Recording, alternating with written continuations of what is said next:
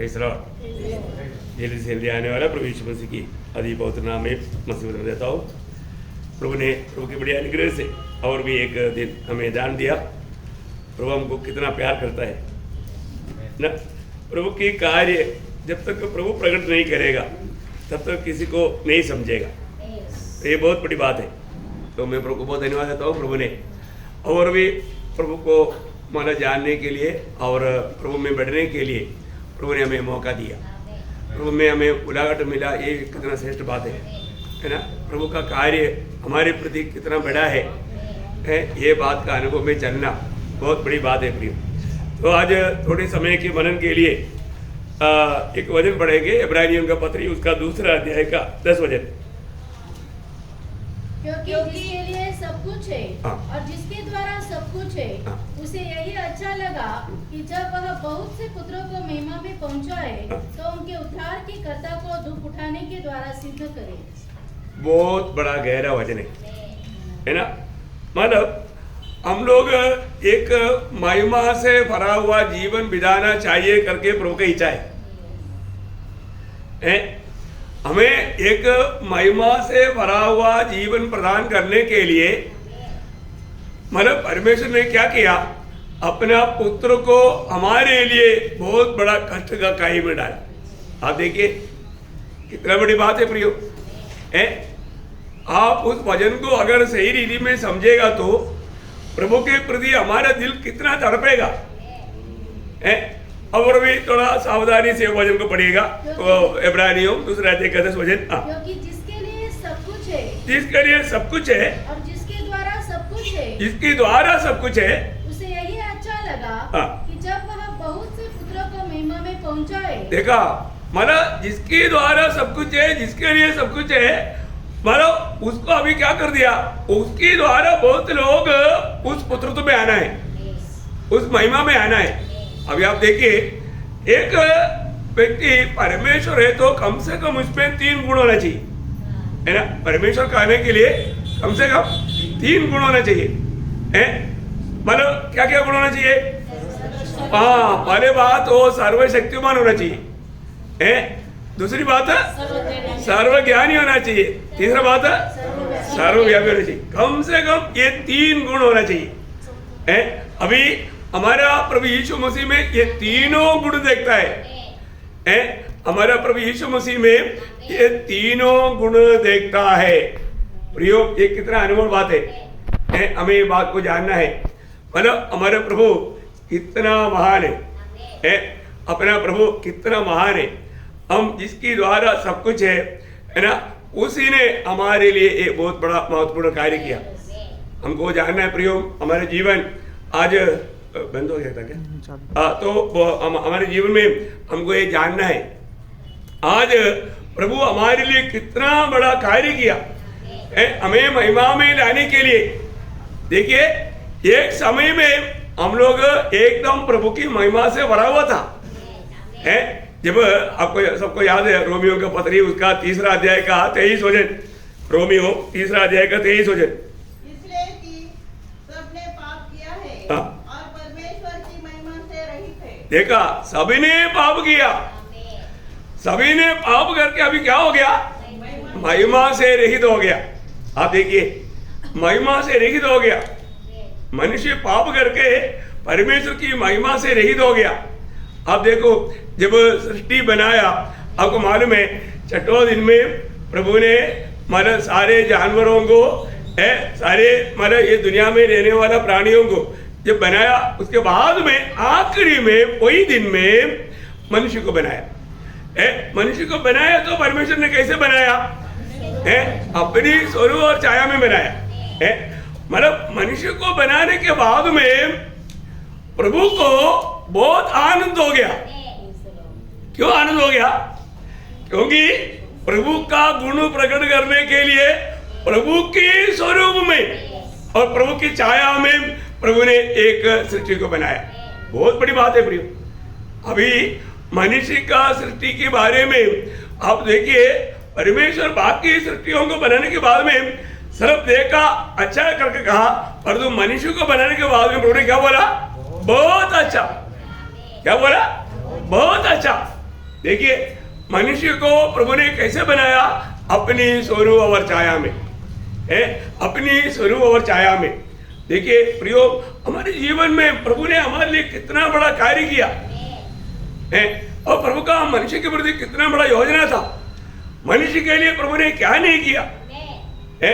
प्रभु चाहता था सारे सृष्टि के ऊपर मनुष्य राज करे है, प्रभु का सेम अधिकार रख करके कार्य करना है। आप सोचो, अभी मतलब ये सारी सृष्टि को प्रभु ने आदम हवा को खुशी मनाने के लिए, जैसे अभी मतलब बड़े बड़े घरों में बच्चे लोगों को कई प्रकार का खिलौना लेकर देता है, वो खिलौना मतलब देख करके बच्चे लोग बहुत खुशी हो जाता है। अभी मतलब मनुष्य अपने ताकत के अनुसार बच्चों को खिलौना लेकर देता है। अभी परमेश्वर ने अपने सामर्थ्य के अनुसार अपनी बच्चों को मतलब खिलौने में रखकर दिया है, पूरा जीव जंतु। अभी आप सोचो, शेर को आदम बोला इधर आओ, शेर एकदम डर करके आता है। हाथी को बुलाएगा, किसी को बुलाओ, गरुड़ को बुलाएगा, गरुड़ इधर आओ, चलो मैं तुम्हारे ऊपर बैठते हैं, गरुड़ को लेकर घूमेगा। चलो उधर समुद्र के किनारे में जाएगा, बड़ा मगरमच्छ को बुलाएगा, इधर उसके ऊपर बैठेगा, चलो। देखो जो भी बोलेगा वो आज्ञा मानता था। सारी सृष्टि आदम हवा जो कहता था मतलब बात मानता था। लेकिन हम देखता है वो प्रभु ने कितना आजादी दिया ना, इंसान अपनी इच्छा में जाता है वहां पर गिरता है। क्योंकि जब उत्पत्ति दूसरा अध्याय का 16 और 17 वचन में प्रभु ने खास मनुष्य के लिए एक व्यवस्था दिया था। परमेश्वर ने आदम को यह आज्ञा दी, तू वाटिका के सब वृक्षों का फल बिना खटके खा सकता है। देखो देखो, मानो इस बगीचा में जितनों भी पेड़ है, उसमें जितनों भी फल है, कितनों भी तू खाना चाहता है, 1 किंडल खाओ, 2 किंडल खाओ, पूरा अपनी मनमानी में सारे पेड़ों का सारे फल जितना खा सकता है खा तो जाओ। लेकिन एक व्यवस्था, पर भले या बुरे के ज्ञान का जो वृक्ष है उसका फल तो कभी ना खाना, क्योंकि जिस दिन तू उसका फल खाएगा उसी दिन अवश्य मर जाएगा। देखिए अभी यहाँ पर मनुष्य का क्या हुआ, मनुष्य को परमेश्वर ने दिया हुआ वो इच्छा मनुष्य तोड़कर मनुष्य का इच्छा पूरा किया।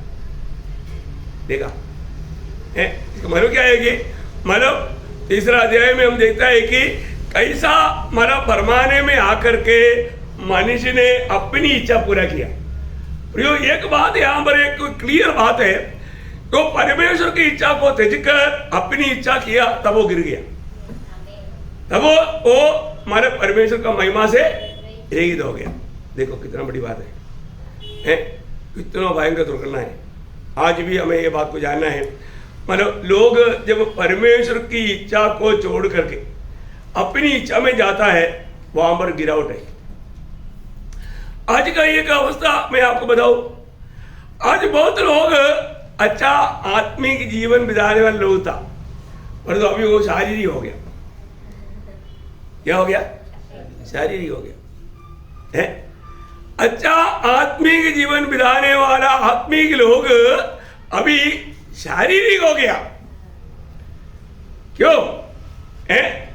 मतलब उनको कोई प्रभु का वजन का कोई कमी नहीं, वजन का ज्ञान बहुत है, परंतु वो शारीरिक हो गया, क्योंकि वो शरीर के अनुसार सोचते हैं, वो आत्मा के अनुसार नहीं सोचता। इतना भारी धोखा है भाई। आप देखिए मानव मंडली में जो उधार नहीं पाया स्वाभाविक लोगों को बात आ रहे झुंडे जाने दे, परंतु मंडली में शारीरिक लोग और आत्मिक लोग हैं। अच्छा आत्मिक जीवन बिताने वाला बहुत से लोग इस कोरोना के पीरियड में बिल्कुल शारीरिक बन चुका है। बहुत आप प्रार्थना के साथ बहुत ध्यान से सुनना, ये किसकी अवस्था में किसी के ऊपर अंगुली नहीं लगाता, लेकिन परखना प्रियो, आप शारीरिक बन गए तो फिर वो शरीर के अनुसार चलता है, वो शरीर के अनुसार सोचता है, वो दुनिया की रीति में। मतलब जब आपको याद होगा गलातियों का पत्री 3 अध्याय में गलाती मंडली के बारे में प्रेरित पौलुस बोलने वाला एक कंप्लेंट है, गलातियों 3:3। क्या तुम ऐसे निर्बुद्धि हो हाँ। कि आत्मा की रीति पर आरंभ करके हाँ। अब शरीर की रीति पर अंत करोगे? हाँ देखा, आत्मा में आरंभ किया और अभी शरीर में अंत करने जा रहा है। इसका मतलब क्या है? एक अच्छा आत्मिक जन बन करके जीवन शुरू किया, परंतु शारीरिक जन बन करके उसका अंत किया जा रहा है। बहुत दुख की बात है ना, है? बहुत दुख की बात है। क्या प्रभु उनकी प्रशंसा करेंगे? नहीं, उस दिन प्रभु प्रशंसा नहीं करेगा। प्रियो, हमारे जीवन में हम जो प्रभु में आने के बाद में यदि हमें प्रभु का प्रकाश कम होने के कारण शारीरिक बनकर भी जिया होगा, लेकिन हमें आत्मिक बनना चाहिए, हमारे जीवन में बढ़ोतरी पाना चाहिए। परंतु कई लोगों को क्या हुआ, प्रभु में आने के बाद में उनका उत्साह बुझ गया है, प्रभु को प्रथम स्थान नहीं, प्रभु का इच्छा को ढूंढता नहीं। मैं एक बात आपको बताना चाहता हूं, कई जाने अनजाने, आपको मालूम है यूहन्ना पत्र लिखने के टाइम पर पहला यूहन्ना उसका 5 अध्याय का आखिरी वचन 21, हे बालकों अपने आप को मूर्तों से बचाए रखो। हाँ देखा, हे बालकों अपने आप को मूर्तों से बचाए रखो। बोलने का अर्थ क्या है प्रियो? बोलने का अर्थ बहुत गहरा है। उन्होंने कोई मूर्ति के सामने दंडवत किया ऐसा नहीं, उनके जीवन में प्रभु यीशु मसीह से बढ़कर कई बात आने लगा, कई बातों को वो प्रथम स्थान देने लगा। प्रियो, कितना दुखदायी बात है? प्रभु में आने हुआ समय में प्रभु के प्रति एक बड़ा जलन मन था, एक बहुत बड़ा उत्साह था, आग था। हो मेरे लिए, मेरे प्रभु मेरे लिए सब कुछ है, मैं प्रभु के लिए जीऊंगा, प्रभु के लिए मरूंगा। बहुत अच्छा निर्णय था, कहीं भी जाएगा तो आग था, फायर था। लेकिन धीरे धीरे क्या हो गया? धीरे धीरे उत्साह बुझ गया। कई प्रतिकूल आया होगा, मतलब कई ऐसा लोगों को देखा होगा। प्रियो, कोई भी लोग या ऐसे कोई प्रतिकूल उसको देखेगा तो गिरावट आएगा। हमारे नजर हमेशा प्रभु यीशु मसीह में लेकर रहना है। एक आत्मिक जन हमेशा प्रभु को आनंद करने की उस आग्रह में रहता है, उस इच्छा में रहता है ना। देखो, अभी गलाती मंडली के लोग आत्मा में आरंभ किया परंतु शरीर में समाप्त किया, है ना। आखिरी मैं आपको बताना चाहूंगा, आज बहुत लोगों का अवस्था, वे लोग जाने अनजाने वो आत्मीय जीवन से पतन पा रहा है, आत्मीय जीवन से गिरते जा रहा है, उनका आत्मीय उत्साह कम होते जा रहा है, वो एक दूसरे के लिए ठोकर बन रहा है। प्रियो परखो, ये सब बात वजन में लिखा है ना। प्रभु हमारे लिए क्या किया ये नहीं भूलना। प्रभु ने हमें मतलब बनाने के समय में क्या था और आज प्रभु का हमारे प्रति उद्देश्य क्या है ये जानना चाहिए। परंतु बहुत से लोग जाने अनजाने उनके आत्मीय जीवन में बहुत सुस्त हो गया, बहुत धीमा हो गया। वही गलातियों के पत्री में उसका 5 अध्याय का 7 वचन में तुम तो भली भांति दौड़ रहे थे, अब किसने तुम्हें रोक दिया कि सत्य को न मानो? हाँ देखा, किसने तुम्हें रुक दिया। प्रियो, एक बहुत बड़ा सवाल है ना, कौन तुम्हें रुकाया है? ये बहुत बड़ा बात है प्रियो। शायद बहुत बार क्या होता है ना, मतलब बहुत बार लोग थोड़ा कुछ जानने के बाद में फिर थोड़ा साहस करने लगता है। वो अभी हम इतना नहीं दौड़ेगा तो भी चलेगा, क्योंकि हमको प्रभु मिल गया है, हमारा उद्धार हो गया है। अभी प्रतिबल का बात थोड़ा कम हो गया तो भी चलेगा, लेकिन अभी तकलीफ नहीं उड़ाएंगे,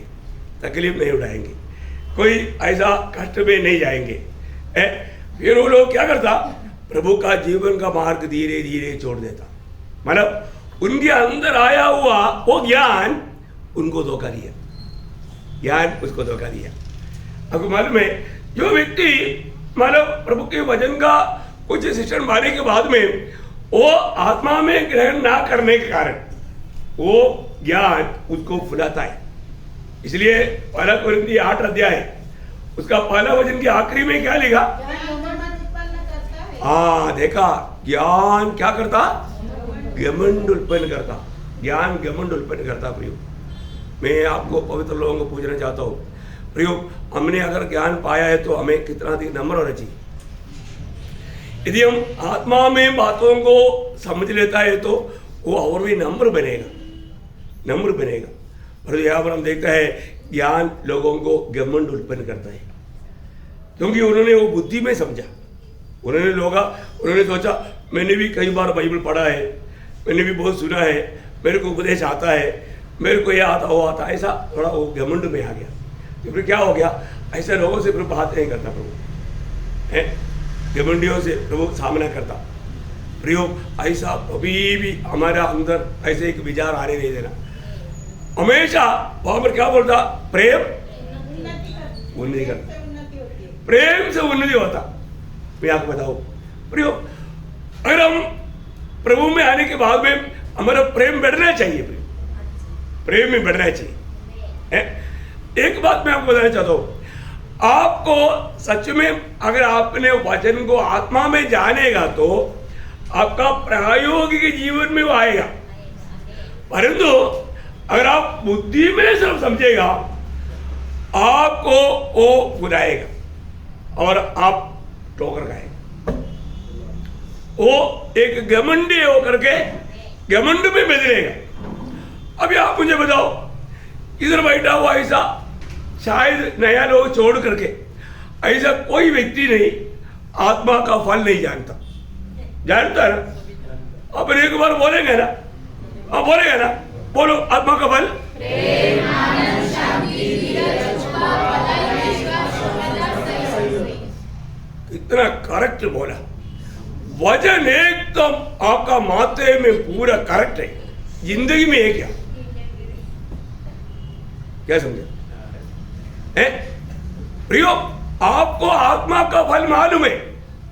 आत्मा का फल प्रेम, आनंद, शांति सब आपने एकदम आगे पीछे नहीं, करेक्ट रूट में बोला। जीवन में है क्या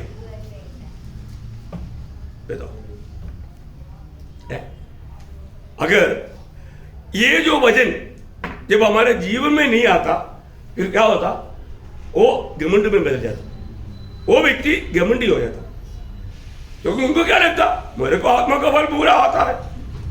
अरे भाई, ये आपका बुद्धि में आता है बोलने के लिए नहीं, जीवन में लाने के लिए प्रभु ने दिया। वो आज भी मतलब आत्मा का फल जानता है और फल नहीं मानता या उस पर नहीं चलता, उनके प्रति प्रभु का आत्मा को कितना दुख है, कितना आत्मा शोक करता है प्रियो। अभी आत्मा का फल तो प्रेम है, वो प्रेम का कुछ गुण विशेष है, बाकी आठों बात। और वही बात को पहला कोरिन्थी 13 अध्याय 4 से 7 तक वचन में प्रेम क्या करता क्या नहीं करता ये बताया। तो उस प्रेम में आत्मा का फल होने वाले व्यक्ति में वो गुण चाहिए ना, वो गुण प्रायोगिक जीवन में अगर नहीं है, वहां पर 15 बात लिखा है। कितने बात? 15 बात है ना। एक बात और जल्दी पढ़िएगा, पहला कोरिन्थी 13 अध्याय का 4 से 7। प्रेम धीरजवंत है। देखा, धीरजवंत है। अभी कई लोग प्रेम का गुण विशेष यहां पर लिया है, थोड़ा भी धीरजवंत नहीं, छोटी बात पर जल्दी नाराज होता, जल्दी गुस्सा करता है, जल्दी कटी करता। क्या प्रयोग? यही है, आपको आत्मा का फल का पूरा डिटेल बाय हार्ट है। अब नींद में भी पूछेगा तो आप बोलेगा, कोई फायदा है क्या? उसको बोलता है घमंड, घमंडी है। सिर्फ मैं जानता हूं, है नहीं है ना जीवन में, है नहीं है ना। एक से मिलने के लिए तैयार नहीं, एक से हाथ मिलाने के लिए तैयार नहीं, पूरा दिल में बाहर है, नफरत है, कड़वाहट है। प्रेम ऐसा नहीं करता ना। तो आपने प्रेम का गुण भी से सब सीखा है, घर में भी झगड़ा, मंडली में भी झगड़ा, कोई भी मिले उनको भी झगड़ा। क्या आपका कोई धीरज ही नहीं? अभी आप इसको बाईहाट किया बोलने से कोई फायदा है? नहीं फायदा प्रिय। वजन को अपना जीवन में लाना है, ये वजन को उसके अनुसार हमें जीना है प्रिय। अभी आप देखिए, प्रभु की आत्मा प्रभु ने हमें क्यों दिया? उस आत्मा के अनुसार चलने के लिए। हम प्रभु की आत्मा ही हमें आत्मा का फल लाएगा। आत्मा में नहीं चलेगा तो आत्मा का फल कैसे आएगा? आत्मा का अधीन नहीं रहेगा तो प्रभु का गुण कैसे आएगा? है? अभी प्रभु ने फिलिपियों 12:6 में क्या बोला? फिलिपियों 1:6। ओ प्रभु यीशु, मुझे इस बात का भरोसा है जिसने तुम में अच्छा काम आरंभ किया है वही उसे यीशु मसीह के दिन तक पूरा करेगा। कौन अच्छा काम शुरू किया? पवित्र आत्मा। Praise the Lord. पवित्र आत्मा ने हमारे में अच्छा काम शुरू किया। देखिए, एक उदार पाया व्यक्ति को सबसे पहला दान क्या मिला? पवित्र आत्मा। बहुत बड़ी बात है, आप लोग बहुत ध्यान से सुनना प्लीज, बहुत सीरियसली समझना। ये कोई ऐसा मतलब आप प्रभु के आत्मा पाया तभी आपके जीवन में एक कार्य करेगा और आत्मा में रहेगा। तो अगर आप है ना, आप अच्छा हृदय के साथ यहाँ पर नहीं है ना, आप पूरा मतलब और भी गुस्सा करके जाएगा, किसी से मेल नहीं खाएगा। आप देखो जब रोमियो 8:23 और केवल वही नहीं पर हम भी जिसके पास आत्मा का पहला फल है। हाँ देखा, आत्मा का पहला फल। देखो मतलब प्रभु ने हमें दिया हुआ सबसे पहला फल आत्मा है। बाप रे, आत्मा पाया लोगों का अवस्था देखो है। भरे को मैं आत्मा पाया क्या है? मैं बाइबल जानता बोल करके धोखा मत खाओ। आपको बाइबल में पीएचडी होगा, कोई फायदा नहीं।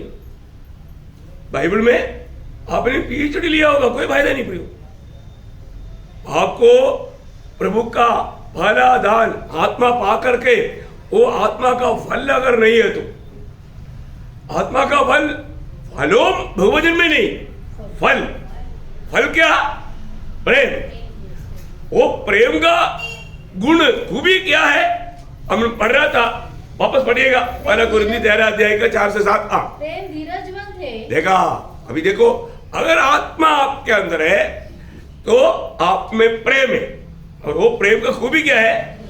वो है ना, आपको कितना भी निंदा भी करेगा तो उसको कोई परवाह नहीं, बुरा नहीं लेता। आप अभी देखो, अभी भी अगर आपको कोई बात बुरा लगता है ना, अभी तक आत्मा नहीं पाया, नया जन्म नहीं हुआ, आपने आत्मीय ज्ञान को नहीं पाया। बाइबल से आपने बुद्धि में कुछ मतलब ग्रहण किया होगा, कोई फायदा नहीं। ऐसे लोग है ना, वो तर्क करता है फालतू में। एक बार कोपरगांव में गया तो वहां पर एक पास्टर आकर तर्क कर रहा था, मैं चुप रहा। नहीं सिर्फ क्लास का अच्छा क्या बोलने का लेवल है पास्टर, इस तरह अपन बात नहीं करना। यीशु मसीह को कितना लोगों ने इसलिए बोला, अपने को यीशु मसीह के पीछे चलना है, प्रभु यीशु मसीह ने हमें दिया हुआ आदर्श पे चलना है। प्रियो, हम प्रभु के आत्मा के द्वारा अगर हम चलता है तो हमारे में ये गुण चाहिए ना, हमारे में धीरज होना चाहिए ना। ये हम बनाने वाली बात नहीं है ना, ये प्रभु अपने आत्मा के द्वारा हमें दिया हुआ गुण है।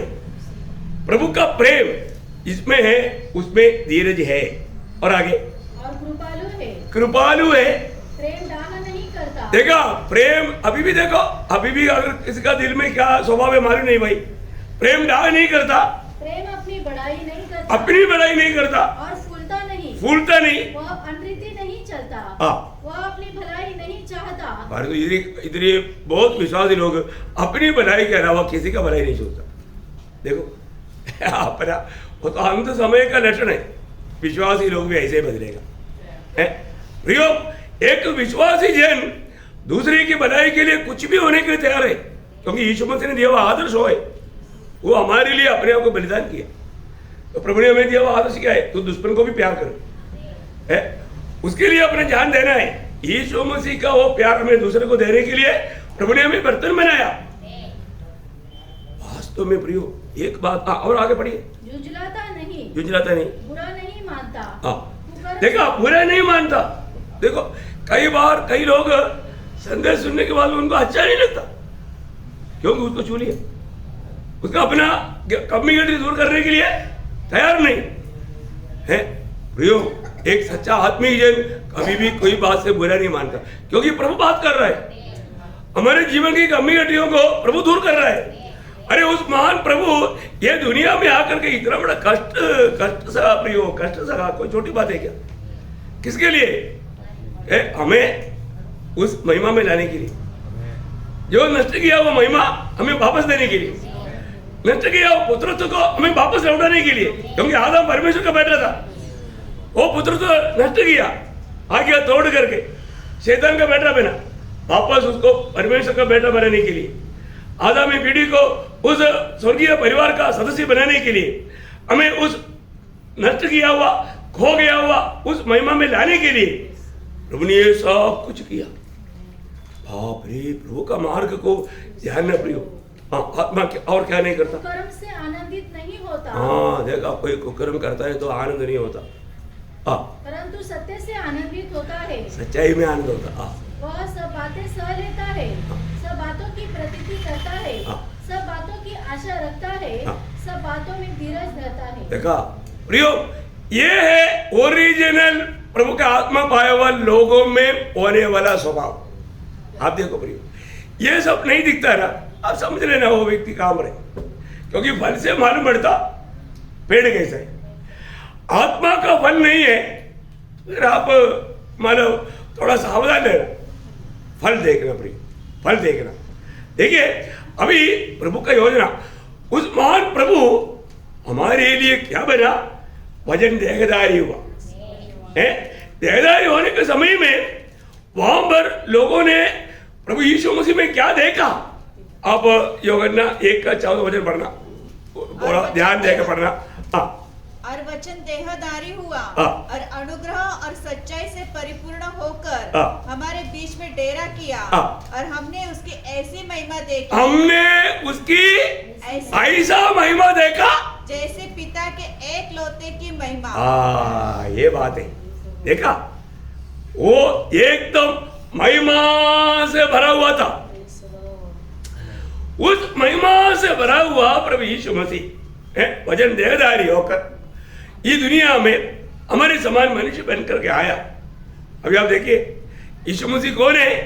यीशु मसीह कोलोसियों 1 उसका 15 वचन, कोलोसियों 1:15, बहुत ध्यान से प्रार्थना से सुनना प्रियो, थोड़ा गहरी बात है, इसको आप त्याग नहीं। वह तो अदृश्य परमेश्वर का प्रतिरूप और सारी सृष्टि में प्रगटा है। देखा, वह अदृश्य परमेश्वर का प्रतिरूप है।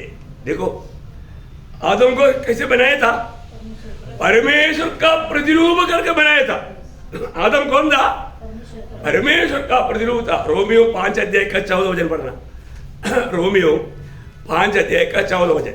तो भी आदम से लेकर मूसा तक मृत्यु ने उन लोगों पर भी राज्य किया जिन्होंने उस आदम जो उस आने वाले का चिन्ह है देखा, आने वाला का चिन्ह है।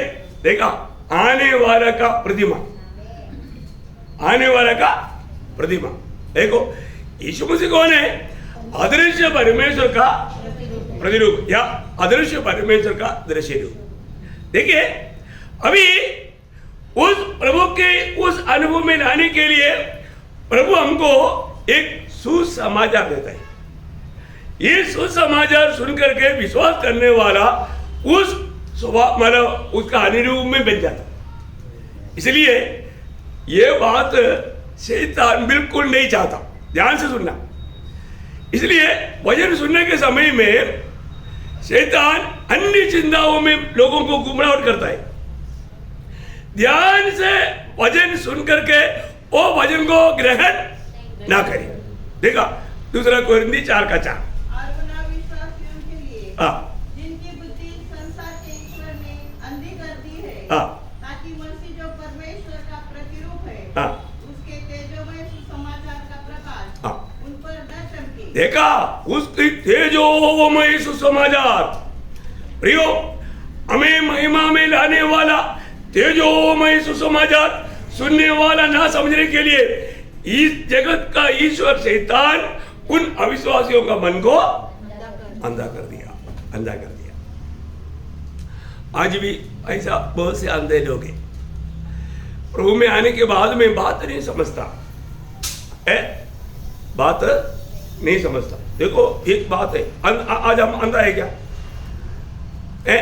और कोई नहीं बोलेगा अंधा है करके, लेकिन मैं बोलता हूँ वचन के सामने अंधा है।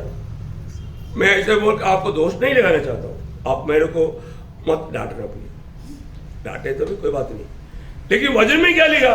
दूसरा पत्रोस 5:9 वचन, क्योंकि जिसमें ये बातें नहीं वह अंधा है। देखो अभी इसमें ये बातें नहीं, मतलब जो बुलाहट पाया लोगों में, अरे ये बात नहीं है। कौन सा बात? अभी ये बात कौन सा बात है उसका 5 से 7 पढ़ो। इसी कारण तुम सब प्रकार का यत्न करके अपने विश्वास पर सद्गुण और सद्गुण पर समझ और समझ पर संयम और संयम पर धीरज और धीरज पर भक्ति और भक्ति पर भाईचारे की प्रीति और भाईचारे की प्रीति पर प्रेम बढ़ाते जाओ, क्योंकि ये बातें तुम में वर्तमान रहे। ये बात आज का दिन में भी होना चाहिए था, है क्या है? ये हफ्ता में एक बार ये कार्य होना ऐसे लिखा क्या लिखा? वर्तमान में रोज। अभी आप बोलो, मैं आपको बोलेगा तो दुख लगेगा, अरे बात है, अरे आपका जीवन में नहीं है तो आप मानो ना मानो स्वर्ग का दृष्टि में आप अंधा है। आप मत बोलना प्रभु का दास ने हमको अंधा बनाया। मैं कौन होता है बनाने वाला? Praise the Lord. मैं आपको सच्चाई समझने के लिए प्रभु को वचन से वो प्रकाश दे रहा हूं। देखो ये दुनिया को भी क्या हुआ, दुनिया के लोगों को क्या हुआ, दुनिया के लोग जब 1 कुरिन्थी 2:7 वचन एक अनमोल वचन है, 1 कुरिन्थी 2:7। परंतु हम परमेश्वर का वह गुप्त ज्ञान वेद की रीति पर बताते हैं, जिसे परमेश्वर ने सनातन से हमारी महिमा के लिए ठहराया। देखा, हमारी महिमा के लिए ये बात ठहराया, इसे इस संसार के हाकिमों में से किसी ने नहीं जाना। दुनिया का अधिकारी वर्ग, दुनिया का ज्ञानवान लोगों ने नहीं जाना, क्योंकि यदि वो जानते तो तेजोमय प्रभु को क्रूस पर नहीं चढ़ाते। देखा आपको समझ में आया? प्रियो, हमें उस महिमा में लाना परमेश्वर का सनातन उद्देश्य है, अनादिकाल का। Praise the Lord. इसमें प्रभु ने हमें मिलाया। ओह, हमें इन बातों को सुनने के समय में कितना दिल में खुशी होना चाहिए है। प्रभु हमें उस महिमा में लाने के लिए, आपको मालूम है ना, अभी हमारा ये बुलाहट तक कितना श्रेष्ठ है प्रियो। मैं आपको बताना चाहता हूँ, हम लोग बहुत बार पढ़ता है ना, लेकिन एक तो शब्द में, अनोखा शब्द में आपको पढ़ना चाहता हूँ। गलातियों का पत्री 1 अध्याय उसका 6 वचन पढ़ना। गलातियों 1:6। मुझे आश्चर्य होता है कि जिसने तुम्हें मसीह के अनुग्रह में बुलाया। देखा, प्रभु के अनुग्रह के द्वारा तुम्हें बुलाया। देखो प्रियो, और प्रभु नहीं बुलाया होता तो प्रभु नहीं बुलाया होता तो हम प्रभु के निकट कभी नहीं आ सकता। प्रभु ने बुलाया, कैसे बुलाया? अनुग्रह से। इसका मतलब हमारे में कोई लायक था? कुछ लायक नहीं, कुछ भी लायक ना होते हुए प्रियो, आप थोड़ा सोचो ये बात, कुछ भी लायक ना होते हुए हम लोग सब प्रियो हर प्रकार ना लायक थे, परंतु तभी भी प्रभु ने अपनी अनुग्रह से हमको बुलाया। ओह, सच में आप देखो ना, अभी आप हमें मिला हुआ वो बुलाहट को थोड़ा देखो, है ना। हमारा बुलाहट का आदि महत्व श्रेष्ठ था। 3 बात 3 शब्दों में लिखा है, आपको याद होगा जब इब्रानियों का पत्री 3 अध्याय का 1 वचन, इब्रानियों 3:1। पवित्र भाइयों, तुम जो स्वर्गीय बुलाहट के भागी हो। कहां से बुलाहट मिला? अमेरिका से, ऑस्ट्रेलिया से, अरब देश से। हाँ, नीचे से नहीं, ऊपर से, स्वर्ग से। आपको समझ में आया? अच्छा, वास्तव में बोलो, मुझे स्वर्ग की बुलाहट मिला है करके जिसको मालूम है प्रभु स्तुति करो ना। हाँ देखो प्रियो, हमें मिला हुआ बुलाहट कहां से है? स्वर्गीय बुलाहट है। ये स्वर्गीय बुलाहट, उस बुलाहट के बारे में प्रेरित पौलुस अपने को अपने जीवन से संबंध बोलता है फिलिपियों 3:14 में। फिलिपियों 3:14 निशाने की ओर दौड़ा चला जाता हूँ ताकि वो इनाम पाऊँ जिसके लिए परमेश्वर ने मुझे मसीह यीशु में ऊपर बुलाया। कहाँ बुलाया? ऊपर, हाँ, सबसे ऊपर। यहाँ पर हमारे यीशु मसीह है, वहां के लिए बुलाया। देखा, ऊपर की बुलाहट, स्वर्ग का बुलाहट है, ऊपर की बुलाहट है। और एक शब्द दूसरा तिमोथी 5 उसका 9 वचन पढ़ना। जिसने हमारा उद्धार किया और पवित्र बुलाहट से बुलाया। ओ बाप रे, कौन सा बुलाहट? पवित्र बुलाहट से बुलाया। प्रयोग, ये बहुत बड़ी बात है हमारे जीवन में। मुझको ये बुलाहट मिला है कि नहीं, ये कोई बात अभी हमने जो पढ़ा था दूसरा पत्रोस 5:10 वचन में क्या बोला? दूसरा पत्रोस 5:10 वचन। इस कारण हे भाइयों, अपने बुलाए जाने और चुन ले जाने को सिद्ध करने का भली भांति यत्न करते जाओ। प्रियो, हमें मिला हुआ बुलाहट, मैं आपको बताना चाहता हूँ, हमें मिला हुआ बुलाहट का महत्व अभी भी बहुत लोगों ने नहीं जाना। ये जानना चाहिए प्रियो, है मुझे कहाँ के लिए बुलाया है, आज मेरा कर्तव्य क्या है, ये सब ना जान करके मसीह जीवन बिताना कितना बड़ा धोखा है प्रियो। है अगर आपको कोई कंपनी में बुलाया तो आपको जानना चाहिए ना वहाँ पर आपको क्या काम है, क्या आपका अपॉइंटमेंट है प्रियो। हमारे जीवन में हर रोज प्रभु ये बात को देखता है, हम लोग उस बुलाहट की योग की जीवन बिता रहा है कि नहीं। मैं आज प्रभु में बुलाहट पाया और उसके योग के जीवन में बिताता है क्या? सिर्फ बुलाहट मिला बोल करके खुशी मनाते रहेगा तो काम मिलेगा? नहीं प्रयोग। अब मालूम है प्रभु ने हमें ये दुनिया से अपने लिए बुला करके अलग किया। अलग करने के पीछे प्रभु उद्देश्य क्या है, वो उद्देश्य जानना। और वो उद्देश्य नहीं जाना तो हमारा ये सारा काम व्यर्थ हो जाएगा।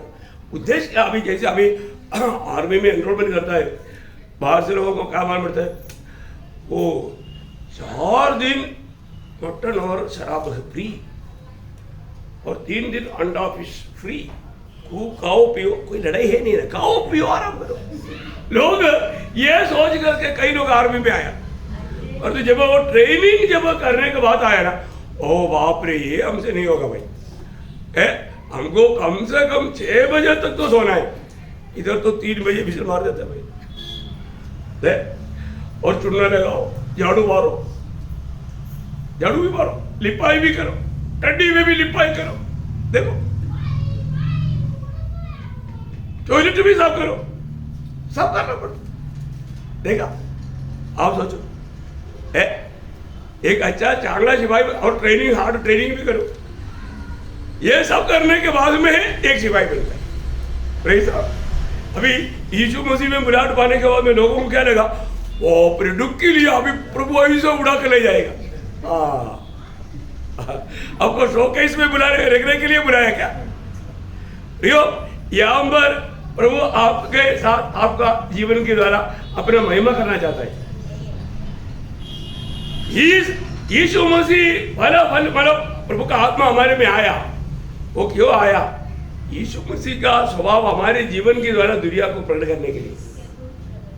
जब यीशु मसीह दुनिया में था उस समय में यीशु मसीह में किसका स्वभाव था? हाँ, कोलोसियों 2:9 प्रेज लॉर्ड। क्योंकि उसमें ईश्वरत्व की सारी परिपूर्णता सदैव वास करती है। देखा, मतलब सारे प्रभु यीशु मतलब परमेश्वर का गुण स्वभाव यीशु मसीह में देह में वास करते थे। आप देखो है वो गुण अभी मतलब प्रभु ने हमारे अंदर भी डाल दिया। कैसा? प्रभु की आत्मा आया। Praise Lord. जिसको आत्मा मिला, जिसको जीवन मिला, उसमें क्या आना चाहिए? वो स्वभाव आना चाहिए। देखो प्रियो, अभी हमारे जीवन में हम कहां तक ये जो महिमा बोलने का अर्थ क्या है? प्रभु का स्वभाव है। प्रभु का वो स्वभाव में हम कहां तक बदलता है? हमारे जीवन यीशु मसीह के स्वभाव में कहां तक बदलता? ये बात लोग नहीं देखता। देखो, बहुत से पुत्रों को महिमा में लाने के लिए यीशु मसीह ने क्या किया? यीशु मसीह ने दुख सहा। आप देखो, दुख सहा। अभी हमारे जीवन में प्रभु ने अपने हाथ में उंडेला, वो हाथ में पाया हुए लोगों को उसी मार्ग में चलना है। ये बात बहुत पवित्र लोगों ने नहीं समझा। प्रभु यीशु मसीह हमारे लिए आदर्श है। प्रभु यीशु मसीह कौन से मार्ग में गया? कष्ट के मार्ग में गया। अभी आप यही इब्रानियों 2:10 उसके साथ में पहला पत्रोस 2 अध्याय का 21 वचन, उसका शुरुआत भी थोड़ा पढ़िए। और मसीह के लिए बुलाए भी गए हो, क्योंकि मसीह भी तुम्हारे लिए दुख उठाकर तुम्हें एक आदर्श दे गया है। बस अभी इब्रानियों 2:10, क्योंकि जिसके लिए सब कुछ और जिसके द्वारा सब कुछ है, उसे यही अच्छा लगा, उसको ये अच्छा लगा जब वह बहुत से पुत्रों को महिमा में पहुंचाए, तो उनके उद्धार के कर्ता को दुख उठाने के द्वारा सिद्ध करे। देखा, दुख उठाने के द्वारा सिद्ध करे। प्रियो, मैं एक बात आपको बताना चाहता हूं, हमें उस महिमा में प्रवेश करने के लिए हमें भी ये दुख के मार्ग में ही चलना है। प्रियो, इसको बोलते हैं सकरा मार्ग। कौन सा? सकरा मार्ग। पर तो आज भी बहुत लोगों को ये सकरा मार्ग अच्छा नहीं लगता है। प्रभु के दास लोगों को जो ऐसा सच्चा उपदेश देता है ना, वो दास सबसे बदमाश है। वो हमको बहुत तकलीफ देता है। देखो है प्रियो, मैं एक बात आपको बताना चाहता हूं, आप विशाल मार्ग में ले चलने के लिए चाहने वाला लोगों को उपदेश में जाकर के अनंत काल का नुकसान मत करो। है ये मार्ग बहुत लोगों को अच्छा नहीं लगता। मैं आपको बताता हूं, प्रभु यीशु मसीह ने हमें दिया हुआ मार्ग, जीवन का मार्ग, वो मार्ग सकरा मार्ग है। बहुत लोगों को मिलेगा नहीं, बहुत कम लोगों को मिलेगा। बहुत कम लोगों को, खास करके इस हमारे युग का अंत में जीने वाले लोगों में बहुत कम लोगों को यह प्रकाश मिलेगा। बहुत कम लोगों को चाहेगा। देखिए, प्रभु ने हमें क्यों बुलाया, किस लिए बुलाया? रोमियो 8 अध्याय का 29 वचन जिंदगी में कभी नहीं भूलना, हमेशा याद रखना। रोमियो 8 अध्याय का 29। जिन्हें उसने पहले से जान लिया है, उन्हें पहले से ठहराया भी है कि उसके पुत्र के स्वरूप में हो। देखा प्रियो, किसका स्वरूप में हो ना? यीशु मसीह की स्वरूप में बोलेगा तो यीशु मसीह की स्वभाव में बनना। क्या बनना? यीशु मसीह की स्वरूप का अर्थ यीशु मसीह का स्वभाव। यीशु मसीह के स्वभाव हमारे में आना। प्रियो, हमारे जीवन में प्रभु में आने के बाद में ये बात का प्रकाश नहीं पाए तो फिर क्या फायदा? प्रभु में हमें बुलाहट क्यों मिला? पिता ने अपने पुत्र को ये दुनिया में भेज करके ये सारा कष्ट अपने पुत्र को क्यों उड़ाने दिया? हमें उस मार्ग में चल करके वो महिमा में प्रवेश करने के लिए, हम उस स्वभाव का भागीदार बनने के लिए, इस जीवन में जीते जीते दिन प्रतिदिन उस स्वभाव में बदलते जाने के लिए। क्योंकि ये एकदम ऐसा बनने वाली बात नहीं, दिन प्रतिदिन बदलने वाली बात है। दिन प्रतिदिन, है ना? जब प्रेरित पौलुस 2 कुरिन्थी 4 अध्याय उसका 16-17 वचन, इसलिए हम हियाव नहीं छोड़ता। यद्यपि हमारा बाहरी मनुष्यत्व नष्ट होता जाता है, तो भी हमारा भीतरी मनुष्यत्व दिन प्रतिदिन नया होता जाता है। दिन प्रतिदिन यीशु मसीह का जैसा बनता जाता। नया बनने का अर्थ क्या है? यीशु मसीह का जैसा बनना। मैं हमारा दिन प्रतिदिन यीशु मसीह के स्वभाव में मैं कहां तक बदलते जा रहा है, वो बात को परखना पड़ेगा। हम अपने इच्छाओं को त्यज करके प्रभु की इच्छा को अपनाने के लिए हम कहां तक उलझाइए। अभी देखो, अभी वो विषय मानव एक्चुअली थोड़ा आज फ्रेश पकड़ा हुआ मछली है, इसलिए मैं आज आपको दे रहा हूँ। अभी अपन यूहन्ना 15 का साथ रह गया है, तो मानव प्रार्थना प्रभु कब सुनेगा? प्रभु का वचन हमारे में, हम प्रभु में। बहुत गहरा बात है, उधर ही आएगा, अभी नहीं, कल आएगा, शायद कल भी नहीं होगा, परसों आएगा, प्रभु देगा मौका। प्रेज़ लॉर्ड, बहुत गहरा बात है, उनका भी बहुत गहरा प्रकाश है। परंतु यहाँ पर हमें जो बुलाहट मिला है, हम कल से बढ़ करके आज कहां तक यीशु मसीह की स्वभाव में बदलते जा रहे हैं, ये हमें जानना है। अगर वो बात अगर नहीं हुआ प्रियो, हमारे ये आज भी बहुत बार मतलब वचन सुनाने के बाद में आत्मा बहुत दुखी हो जाता है, क्योंकि बहुत लोग प्रभु के वचन को सच्चा दिल से ग्रहण नहीं कर रहे हैं। ये प्रभु का आत्मा प्रकट करता है। मैं एक बात आपको बताऊँ, हमको जो बुलाया वो बुलाहट का महत्व देखो प्रियो। जब दूसरा तस्सलोनिकियों दूसरा अध्याय उसका 14 वचन पढ़ना, बहुत अनमोल वचन है। दूसरा तस्सलोनिकियों दूसरा अध्याय का 14 वचन। जिसके लिए उसने हाँ तुम्हें हमारे सुसमाचार के द्वारा बुलाया हाँ, कि तुम हमारे प्रभु यीशु मसीह की महिमा को प्राप्त करो। देखा किसने बुलाया? हमारे प्रभु यीशु मसीह की महिमा को प्राप्त करो। बोलेगा तो यीशु मसीह का स्वभाव जैसा बनो, यीशु मसीह का स्वभाव जैसा बनो। कितना बड़ी बात है प्रिय, हम कहां तक बन पा रहे हैं? रोज दिन प्रतिदिन हम प्रभु का स्वभाव में बदलते जा रहे हैं क्या? है दिन प्रतिदिन हमारे में बदलने का अनुभव चाहिए प्रिय। हम रोज बदल रहे हैं कि नहीं, ये बात को परखना है।